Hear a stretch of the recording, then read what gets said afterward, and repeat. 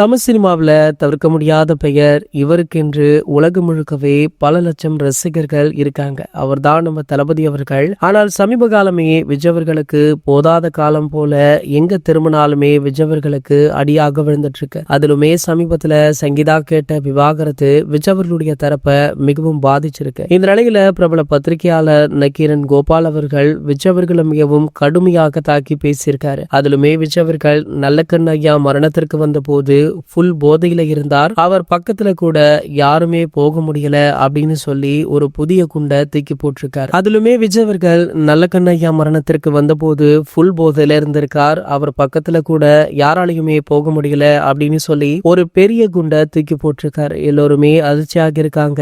கோபால் விஜய் அவர்களை தொடர்ந்து தாக்கி வருவது குறிப்பிடத்தக்கது. கோபால் அவர்கள் பல ஆண்டு காலமாகவே திமுகவுக்கு தான் வேலை செய்யறார் அப்படின்றது பலருக்குமே தெரிந்த விஷயம் தான். அதுவும் எலெக்ஷன் நெருங்கும் நேரத்துல கண்டிப்பாக கோபாலை வைத்து பல செத்து விளையாட்டுகளை திமுக பண்ணுவாங்க அப்படின்றதுமே பலருக்கும் தெரிந்த விஷயம் தான். அப்படி ஒரு நடிகர் ஃபுல் போதையில இருந்தா இப்படி ஒரு துக்க நிகழ்வுல கலந்து கொள்ள மாட்டார் அப்படின்னு பலருமே கோபால் அவர்களுக்கு பதிலடி கொடுத்துட்டு இருக்க வேளையில தற்போது சூப்பர் ஸ்டார் ரஜினிகாந்த் அவர்களுமே கோபால் அவர்களை எச்சரித்திருக்காராம். மேலும் பாத்தீங்கன்னா கோபால் அவர்களை மட்டுமல்ல அவரை தூண்டி விட்ட திமுகவை சேர்ந்த பலரையுமே ரஜினிகாந்த் அவர்கள் எச்சரித்துள்ளதாக சொல்லப்படுது. இது போன்ற செய்திகளை பத்தி நீங்க உடனே தெரிஞ்சுக்க நம்மளுடைய சேனலை மறக்காம சப்ஸ்கிரைப் பண்ணிக்கோங்க.